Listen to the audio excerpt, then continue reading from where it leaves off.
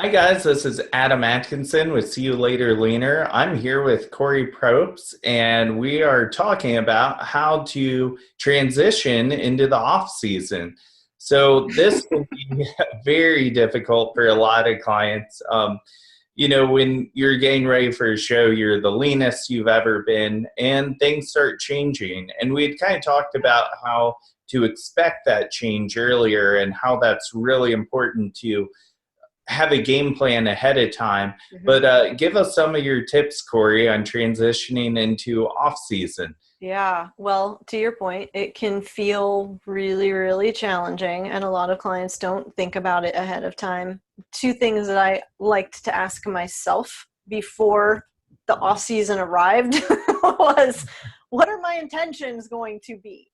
What do I want to focus on? And to really get grounded in, what are my values?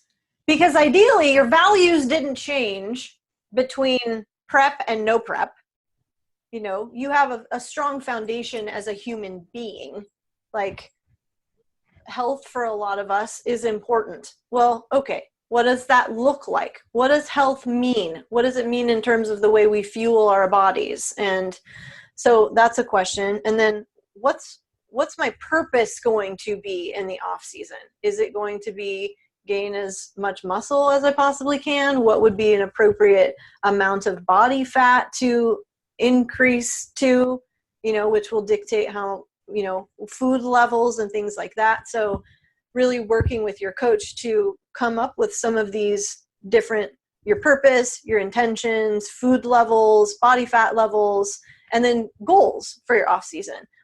Outside of just it being, kind of black and white, on season or off season, humans operate really well when we have aims, when we have intentions, when we have things that we're pursuing. So to not go in with even just an idea of what we might want to do in the off season, I think it's not super smart. It's not intelligent just to be like, okay, let's just see what happens. A lot of us, because we value certainty too, I mentioned this in a previous podcast, we want to just have some baseline idea of what we might pursue in the off season. I think we need to go in expecting changes in our bodies. And just like those who don't compete, we experience weight fluctuations. And so as a competitor, we will also, it's normal. And to make any gains, it's important to allow that metabolic rate to recover. When we're as lean as we are, a lot is compromised. So there's that. The thing that I think I hear about most are the wicked food cravings that can occur in the off season. And if we can expect them during the prep, we can expect them to be worse after, right? Because we've been restricting for so long. We've been feeling deprived. Even if we're quote unquote flexible dieters and we're including the foods we enjoy and the foods we like into prep food, we're still, the amount of food that we're eating isn't putting us at a level of, this isn't a sport of abundance, guys. Okay. And so expect the food cravings and expect that it's not anything wrong with you, that this is happening. The body wants to protect you. I would also ask what you've put on the back burner during your prep. And do this ahead of time. Don't wait until the off season. Ask, these are all the things I have deliberately and consciously said they're going to wait. They can have some of my attention when this show is over. Review those again, and then, start to make some plans about how you can reincorporate those things into your life. And then I would say, Adam, to prepare and practice ahead of time, positive self-talk. And I know this sounds like it's important. Let me just say that. And not to start when off season arrives, but to recognize how much it affects you when you're talking down to yourself and you're criticizing yourself and you're breaking yourself down and pulling yourself apart. And this happens a lot in bodybuilding, because what are we doing? It's a sport of critique. How can I fix this, make this better, make this bigger, make this smaller? Like, it's a sport of change. We're literally ripping our bodies apart most of the time.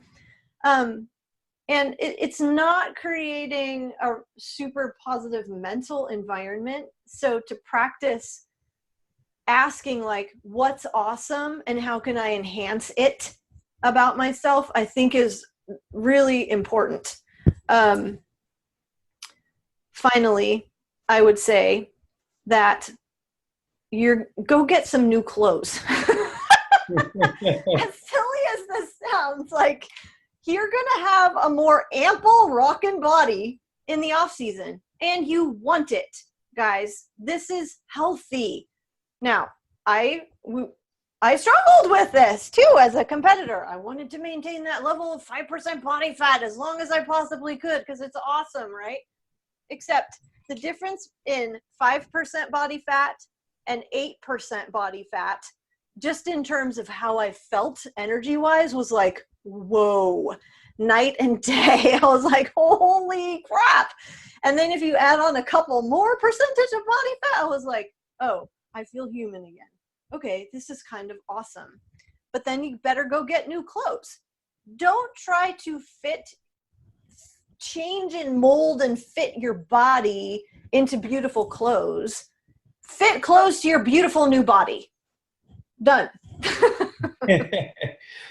And also understanding the physiology of why those clothes might be bigger is important. So if you're storing more glycogen, you know, you might not be able to zip the back of that dress up because your lats are packed full of glycogen, which is now holding water. Absolutely. And, you know, it's not that it's body fat. And I think a lot of people That's a good point. think that.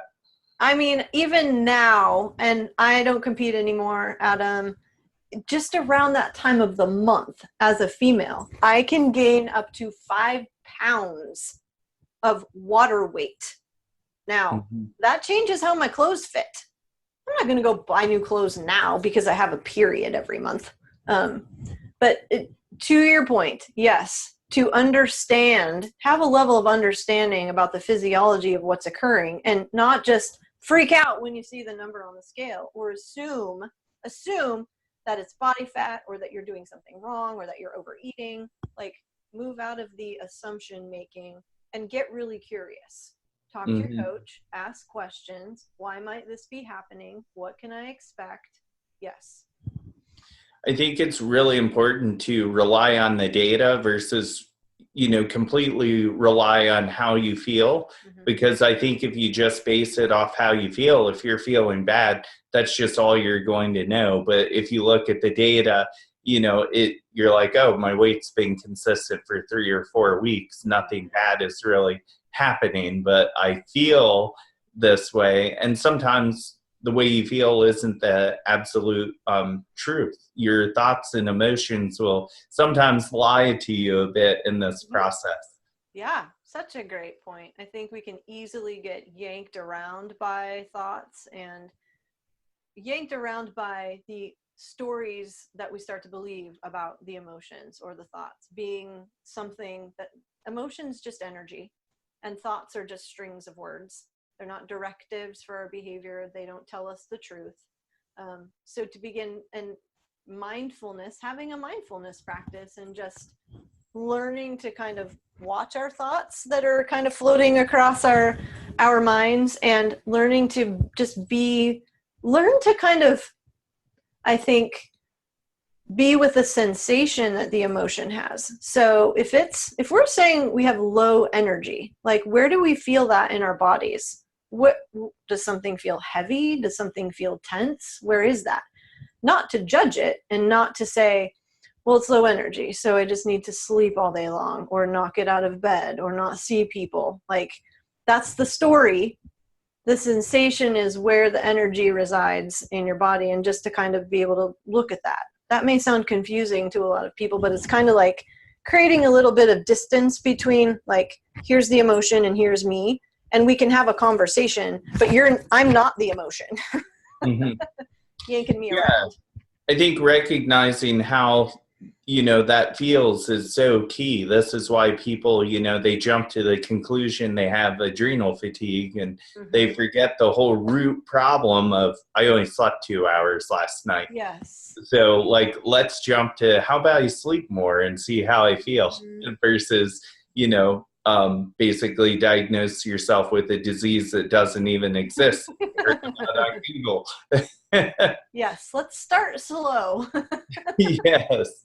Yeah. So that's a really good point. Giving, I think one time you had said, with emotion, does it have a color? What does it feel like? Running through a checklist, so to speak, on how you feel is so important. Yeah, where is it in my body? If I'm saying that I feel depressed or I feel anxious or I feel discouraged, well, how do you know? What's telling you that? Where is it?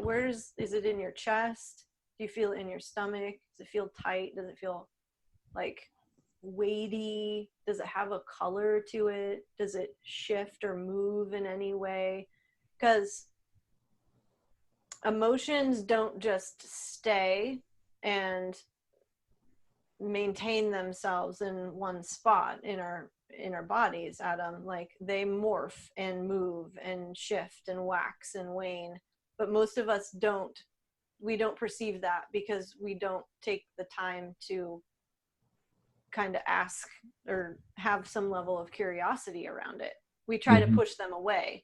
If we're feeling discouraged or angry or anxious or whatever, we try to avoid it. Like, get away, you're uncomfortable, I don't want to feel you. And the emotion ends up coming back and pushing harder because it's like, dude, trying to tell you something. I'm going to do this until you listen to me. So part of it has a lot to do with acknowledging it. Oh, this is here. Okay, this feels like anxiety. Okay, where is it in my body? I kind of feel it in my stomach. Kind of feels heavy. Kind of feels like a pit is there. Okay. And what we find is even if that's uncomfortable, we don't have to like it. But even if it's uncomfortable, just the acknowledgement of it and the naming of it helps it to begin dissipating. It's like, if, we're all in relationships of some sort. If a partner, say it's an intimate relationship, if your partner walks up to you and is like, hey, I really want to talk to you about something, it's important, and you're like, no, I don't want to talk to you, go away, and you walk away, like, what's this partner going to do? Probably going to run after you and be like, wait a second, like, this, I said this is important, or retreat. Either way, like, this is going to fester, the retreating, like, that's going to build some way, and we just create more conflict. So the answer is to collaborate. Like, even if you say, hey, okay, I hear you, like, this is important to me because it sounds really important to you. Now's not a great time, but I do want to hear what you have to say. Could we do it in an hour or two or tomorrow or whatever? We can do that with our emotions too. It's not always practical to be like, oh, I feel really sad right now. And you're in the middle of a board meeting or, client meeting or whatever it is. But to acknowledge it, say it's there, name it, and be like, I got to come back to this. Super, super important. Yeah, I love that. I think that's super valuable for our audience to know that. And this is probably where, things like emotional eating can stem from, is just letting things like that fester. So right. Yeah, not recognizing them right away. So this one was great. So thank you so much for your time today. And we'll definitely have you guys tune in for next Contest Prep University. Thanks, guys.